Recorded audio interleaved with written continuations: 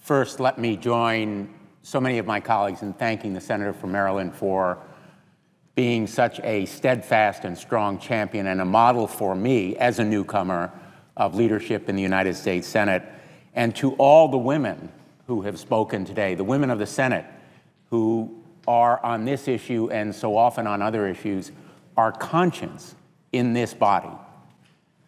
They are cutting through the unfounded, indeed counterfactual arguments made against this measure, which is simply a common sense fulfillment of the American precept that people who work equally hard and equally well should be paid equally. The question before this body is, are women worth less than men? And the answer today and every day should be no. They are worth every bit as much as men when they work as hard and well, and they should be entitled to equal pay for equal work. And yet, in too many jobs in Connecticut and around the country, women continue to earn substantially less than men. In Connecticut, the number is 78 cents on the dollar, and that fact is unacceptable. This issue goes beyond the women who are affected individually.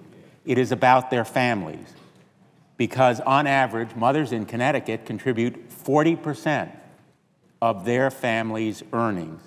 Closing the pay gap for women would strengthen the finances of families around Connecticut and across the country. This issue is about more than just women and families. It is about children. The burden of wage discrimination weighs heavily on the 549,000 Connecticut children in households dependent on the money earned by their moms. The victims of this gender pay gap are the children of families whose mothers are discriminated against. And this issue is about the economy. Those women who are denied equal pay have less to spend. This issue means 109 more weeks of food for the average Connecticut family, 7 more months of mortgage payments, 3,000 additional gallons of gasoline bought by families that are victims of this discrimination. I urge my colleagues to be on the right side of history.